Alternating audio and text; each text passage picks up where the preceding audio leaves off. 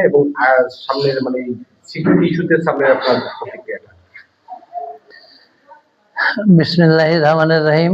উপস্থিত বিভিন্ন টিভি এবং প্রিন্ট মিডিয়ার সাংবাদিক ভাইয়েরা, আসসালামু আলাইকুম। আমি অধ্যাপক বি.এম. নাগিব হোসেন।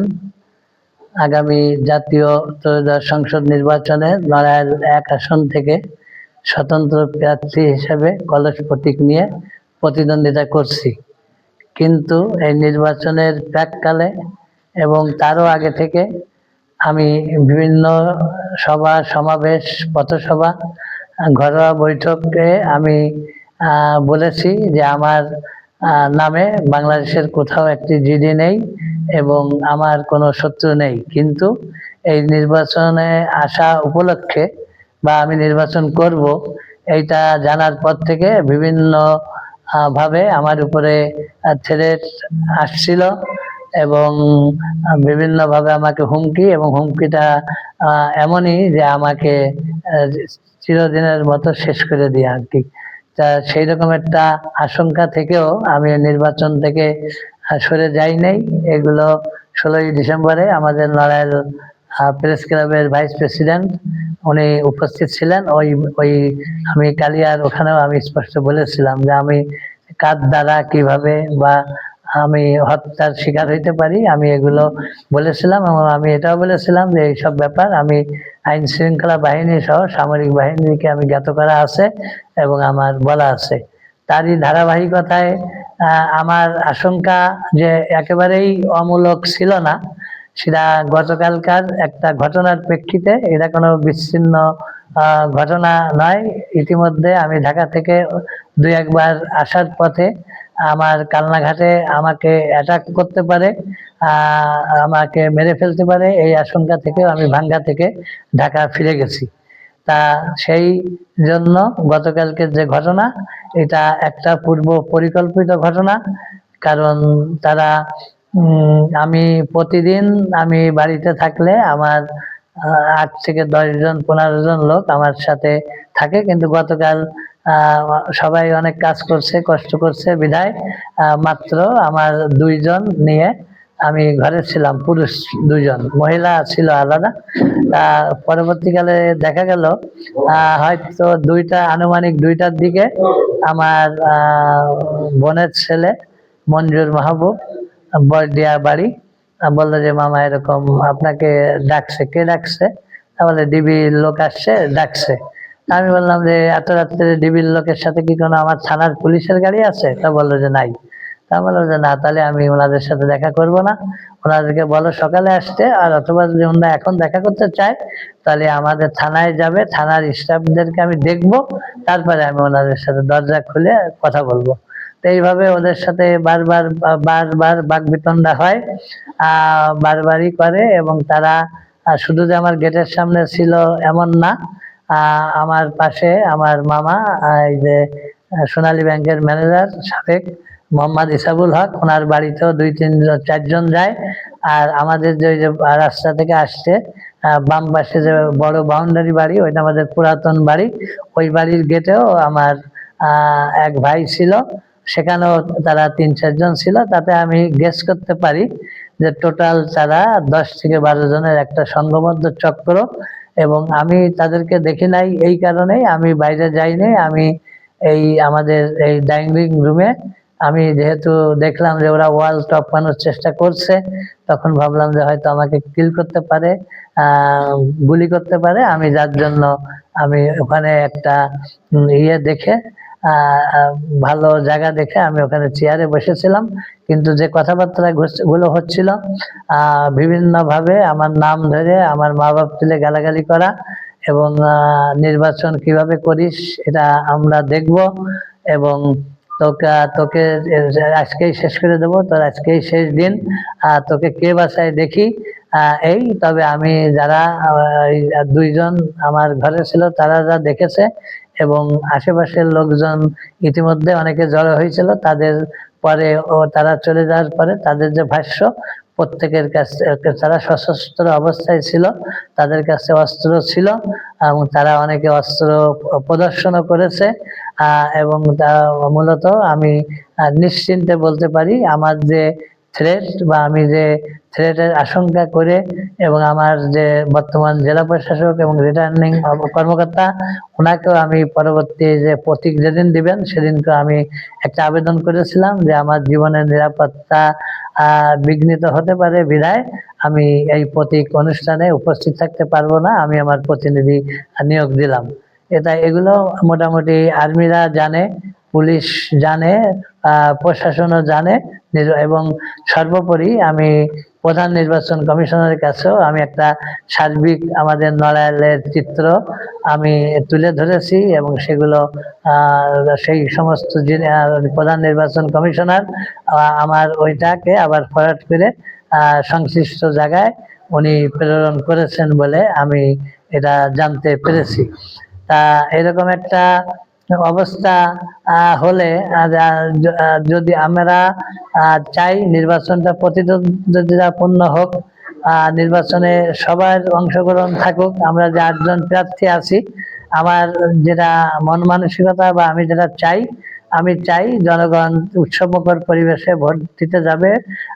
এই ভোটে যিনি বিজয় লাভ করবেন আমরা বাকি যে 7 জন থাকবো তাকে ফুলের মালা দিয়ে বরণ করব এবং সে যদি আমাদের 7 জনের সাহায্য চায় আগামী 5 বছর এই এখানকার দায়িত্ব গ্রহণ করা বা সংসদ চালানোর জন্য আমাদের পরামর্শ চায়, আমরা তাকে সার্বিক সহযোগিতা করব।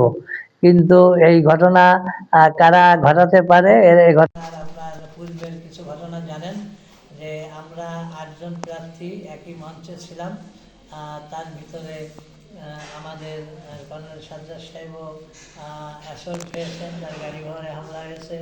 আমাদের ডক্টর পারভেজ ভাই যিনিও প্রার্থী ছিলেন, জিয়াউর রহমান ফাউন্ডেশনের প্রথম উপদেষ্টা, তিনিও অ্যাসল্ট হয়েছেন, তার গাড়ি ঘর ভাঙচুর হয়েছে। আমাদের সর্বশেষ 18ই মে 2025 আমাদের আমেরিকা বিএনপির সভাপতি 15 বছরের এবং 4টি মহাদেশের 44টা দেশের যিনি সমন্বয়কের দায়িত্ব পালন করেছেন বিভিন্ন আন্দোলন সংগ্রামে, আব্দুল লতিফ সম্রাট ভাই, যিনি বর্তমানে আমাদের বিএনপির জাতীয় কেন্দ্রীয় নির্বাহী কমিটির অন্যতম সদস্য, তাকে কিভাবে চাপল থেকে কালিয়া যাওয়ার পথে আমার জুগানিয়া বাজারের সন্নিকটে তাকে সহ আমাদের কালিয়া উপজেলার বারবার উপজেলা চেয়ারম্যান মুন্সি লাল মিয়ার ছোট ছেলে আরাফাতকে কিভাবে রক্তাক্ত করেছে সে ছবি আপনারা দেখেছেন সামাজিক যোগাযোগ মাধ্যমে। এবং এটা তাদের পূর্ব পরিকল্পনা ছিল সম্রাট ভাইকে যদি এই দুনিয়া থেকে সরে দেওয়া যায় তাহলে হয়তো আমি আর নির্বাচনে নাম নেব না বা আমরা যে বাকি কয়েকজন ছিলাম তারা আর নির্বাচনে দাঁড়াবো না। এইটা উদ্দেশ্য সামনে রেখে তারা এই আঘাতটা করেছিল, কিন্তু আলহামদুলিল্লাহ সেই যাত্রায় আমাদের সম্রাট ভাই গুরুতর আহত হয়ে আমেরিকা দীর্ঘদিন চিকিৎসাধীন ছিলেন, বর্তমানে এখন বাংলাদেশে আসছেন এই নির্বাচনের দায়িত্ব পালন করতে।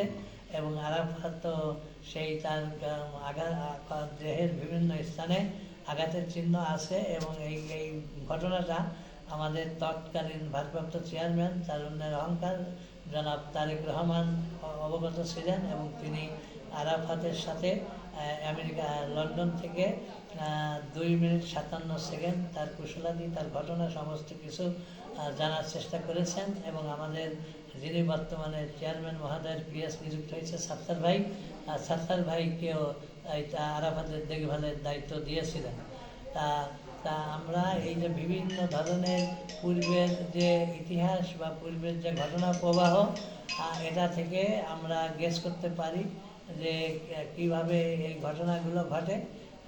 যেহেতু আমি কাউকে চিনি নাই বা কাউকে আমি নিজে স্বচক্ষে দেখিও নাই, এটা যার জন্য আমি আমাদের সামরিক বাহিনী, আমাদের ডিসিপ্লিন বাহিনীকে আমি জ্ঞাত করেছি, আমি ডিজিএফআইকে জ্ঞাত করেছি, আমাদের রিটার্নিং অফিসারকে জ্ঞাত করেছি, আমাদের খুলনার যিনি এডিশনাল ডিআইজি জয়নুদ্দিন সাহেব, নড়াইল জেলার এসপি সাহেব এবং আমাদের ওসি মহোদয় সহ সবাই গিয়ে বিষয়টা জ্ঞাত করেছি, তারা যথাসাধ্য চেষ্টা করছেন এই বিষয়টা উদ্ঘাটন করার জন্য। কিন্তু এই গাড়ি যে পথ দিয়ে আসছে সেই জায়গায় যে সমস্ত সিসি ক্যামেরা ফুটেজ ছিল সে সমস্ত সিসি ক্যামেরাগুলো সংগ্রহ করে এই গাড়ি শনাক্ত করার চেষ্টা তারা করছেন। আমি যতটুকু আমাদের যারা ওই সময় উপস্থিত ছিল তাদের কাছে জানতে পেরেছি যে হাইয়েস্ট গাড়ি সাদা রঙের, এইটুকু আমার কাছে তথ্য। আর সর্বোপরি আমি আমার এলাকার যে জনগণ এরা প্রত্যেকের সাথে আমার রক্তের সম্পর্ক। আপনারা হয়তোবা জানেন না, আমাদের এই দক্ষিণ যুগানিয়া গ্রাম, এই গ্রামে ব্রিটিশ আমলে খান বাহাদুর টাইটেল পেয়েছিল আমার নানা। এই নানারা চাচাতো ভাই দিয়ে 28 গ্রাম। এই গ্রামের সমস্ত লোকের সাথে একটা আত্মীয়তার বন্ধন, রক্তের সম্পর্ক। এখানে প্রায় এখন সেই বংশধর তাদের যে ছেলে মেয়ে এখন প্রায় 7-8 হাজার পর্যন্ত সংখ্যা। আমি হয়তো আমাকে প্রশ্ন করবেন যে আমি কেন নিরাপত্তা বেষ্টনী রাখি নাই বা কেন আমি আমার বাড়িতে সিসি ক্যামেরা আমি করি নাই। কারণ আমার জীবনের এটা একটা নতুন অভিজ্ঞতা। কারণ আমি জানি যে এই দক্ষিণ যুগানিয়ায় রাত্রেবেলা বাঘ ঢুকতেও ভয় পায়, কারণ এখানে মানুষগুলো এতটা ঐক্যবদ্ধ, এতটাই একান্নবর্তী পরিবার হিসেবে বসবাস করে। এখানে মানে একজনে ডাক দিলে প্রত্যেকটা পরিবারের সকল সদস্য ঝাঁপ দিয়ে পড়ে। তার জ্বলন্ত দৃষ্টান্ত গতকালকে যখন এইরকম বাকবিতণ্ডা আমাকে অকথ্য ভাষায় যে সমস্ত গালিগালাজ এবং যে সমস্ত ভাষা প্রয়োগ করা হয়েছে সেগুলো আমি আমার মুখ দিয়ে উচ্চারণ করতে পারি না। সেই পর্যায়ে 30 থেকে 40 মিনিট পর যখন গ্রামের লোক জানতে পেরেছে, মাইকে প্রচার হয়েছে, আমার নাম করে বলা হয়েছে যে তার বাড়িতে ডাকাত পড়েছে, তখন আমাদের গ্রামের প্রতিটা মানুষ, প্রতিটা সদস্য যখন ঝাঁপিয়ে পড়ছে, চতুর্দিক দিয়ে যখন চিৎকার করছে, তখন তারা তড়িঘড়ি করে গাড়িতে উঠে তখন তারা এখান থেকে চলে গেছে। তা আমি আল্লাহ রাব্বুল আলামিনের কাছে শুকরিয়া জানাই, ধন্যবাদ জানাই। এবং আপনাদের প্রত্যেকের ভালোবাসা, প্রত্যেকের দোয়া, প্রত্যেকের আন্তরিকতা এবং সর্বশ্রেষ্ঠ রাব্বুল আলামিন গতকাল আমাকে মৃত্যুর হাত থেকে যদি গ্রামের লোক 5 থেকে 7 মিনিট পরে আসতো, তাহলে ততক্ষণে ওরা 2টা গেট ভেঙে ভিতরে ঢোকার প্রায় চেষ্টা করেছিল বা ঢুকে দিয়ে আমাকে হয়তো এখানে মেরে রেখে যেত। আপনারা হয়তো আমার নামাজে জানাজা পড়লেন। একবাসী আম জনতা দলমত নির্বিশেষে, জাতি ধর্ম বর্ণ নির্বিশেষে সকলের উদ্দেশ্যে বিনয়ের সহিত শেষ কথাটা এই বলতে চাই যে আমার উপরে, আমার ব্যক্তিগত আমার উপরে যত হামলা মামলা বা যত ধরনের হুমকি আসুক না কেন, আমার মৃত্যু না হওয়া পর্যন্ত আমি নিজেই তো নির্বাচন থেকে সরবই না, বরঞ্চ আমার যারা অনুসারী, আমার যারা শুভাকাঙ্ক্ষী এবং আমার সাথে যে সমস্ত নেতৃবৃন্দ সহ তৃণমূলের কর্মীরা আছে, তারাও যে হামলা মামলার শিকার হচ্ছে বা হবে, তারাও প্রতিশ্রুতিবদ্ধ বা প্রতিজ্ঞা করেছে, তারাও 12 তারিখ পর্যন্ত মাঠে থাকবে, তারাও নির্বাচন থেকে সরবে না।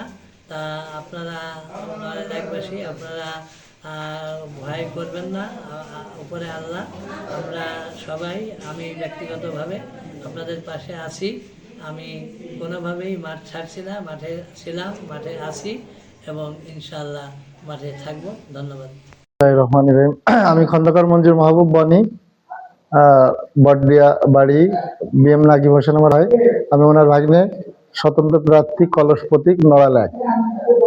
গতকাল রাত আনুমানিক 2টা এরকম হঠাৎ আমরা এই রুমে মানে এখানে শুয়ে পড়ছি।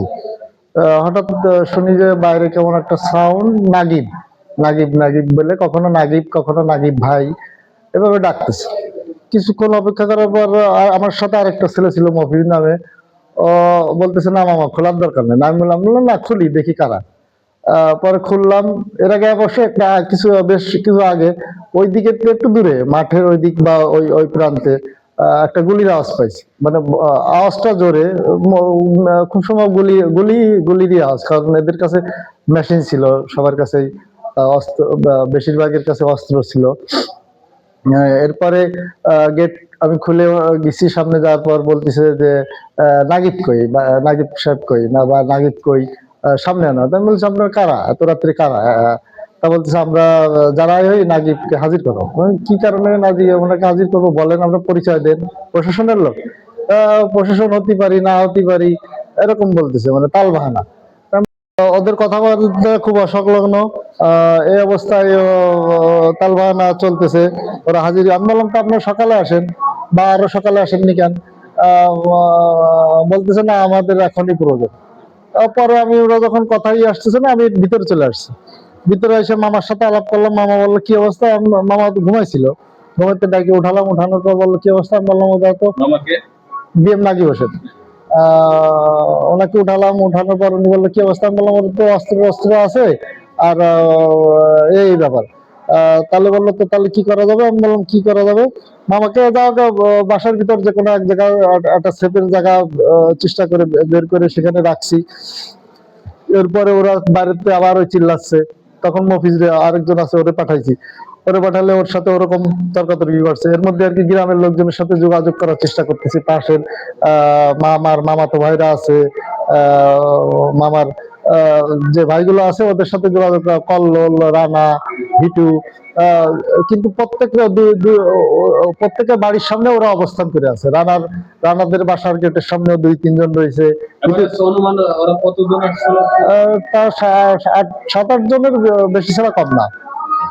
7-8 জনের বেশি ছাড়া কম না। ওদিকে ইটু মামারেও উঠাইছি আমি ফোনে, বললো যে ভাগ্নে আমার গেটের সামনে 2 জন দাঁড়ায় রয়েছে, আমি কি করে বেরোবো, অস্ত্র নিয়ে দাঁড়ায় আছে। পরে আমি বললাম তাহলে এক কাজ করে ইমাম সাহেবকে ফোন দেন, দিয়ে মসজিদে একটা মাইকিং করো। তবে পরে বললো ইমাম সাহেবের নাম্বার আমার নাই। পরে আমি চিন্তা করলাম, তারও বাজারে বাবলুর নাম্বার আমার কাছে ছিল, বাবলু মামার নাম্বার। ওনার বেশ কয়েকবার ফোন দেওয়ার পর লাস্টে ওনার ওয়াইফের নাম্বারে ফোন দেওয়ার পর উনি ফোন দিয়ে উঠলে আমি বললাম এই অবস্থা, আপনি দ্রুত থানায় ফোন দেন। আমার কাছে থানার নাম্বারও আমার কাছে ছিল না যে আমি থানায় ফোন দেবো। বললাম দ্রুত থানায় ফোন দেন, বাসা ডাকাত পড়ছে বা সন্ত্রাসীরা করতেছে, পুরো বাসা ঘিরে ফেলছে এবং করছে। পরে এর মধ্যে দিয়ে গ্রামের লোকজন আর কিছুক্ষণ করার পরেই গ্রামের লোকজন এই যে টনুরা ছিল বা এরা কিছুক্ষণ পর আর কি একটা আওয়াজ, গ্রামের লোকজন যে উঠতেছে আওয়াজ, ওরা যখন আওয়াজ টের পাইছে তখন আর কি ওরা বেশ কিছু লোক গাড়িতে উঠে গেছে। আমি তখন আমাদের উত্তর পাশের যে গিলাস ওই জায়গাটা দাঁড়ায় আমি দেখতেছি ওরা বাইরে কি করতেছে, কিন্তু একটা টাক মতো ওরা ডাকতেছে, আরিফ আরিফ বলে ডাকতেছে। আরিফ, আরেকজনের নাম ছিল হলো বাবুল। এই 2জনের নাম ওদের কথা শুনছি যে বাবুল এবং আরিফকে ডাকতেছে ওট ওট। এই মধ্যে দেখি যে গ্রামের লোকজন আর কি বেশ উঠতেছে। তখন আর কি তখন একটু সাহস পাইলাম যে না, লোকজন এর আগে তো আমরা 2-3 জন, এছাড়া আর লোক নেই এবং তারা অস্ত্র। তখন ভিতর চিল্লানো শুরু করলাম ডাকাত ডাকাত বলে, এবং আমি ডাকাত বললাম। গ্রামের লোকজন এই পাশে চিল্লানি দিল এবং মসজিদে এই টাইমে ইমাম সাহেব উঠেও ডাকাত ডাকাত বলে এবারে গ্রামবাসীকে ডাকলো, নাগিব ভাইয়ের বাসায় ডাকাত পড়ছে, ওঠেন। এই বলার পর তখন আর কি সবাই যখন বেরোয় গেল, ওরা গাড়ি নিয়ে তখন ভেঙে গেল। এবং শুনছি ওইদিকে দেওয়া ওরা নাকি কয়েকটা গুলির করছে, এটা শুনছি, এটা দেখিনি। তবে ওইদিকের লোকজন যারা ছিল মাথার, ওরা বলছে ওইদিকে যে না, এদেরকে চিনতে পারিনি, তবে 2টো লোকের নাম শুনছি, একজন বাবুল, একজন আরিফ। ওদের কথোপকথনে যেটা শুনছি, এবং ওরা বেশ খুব খুব বাজে বাজে ব্যবহার করছে, যে এই চোরা বা হ্যাঁ অস্ত্র, ছোট অস্ত্র আমি একদম মাথায় দেখছি, একদম ছোট অস্ত্র।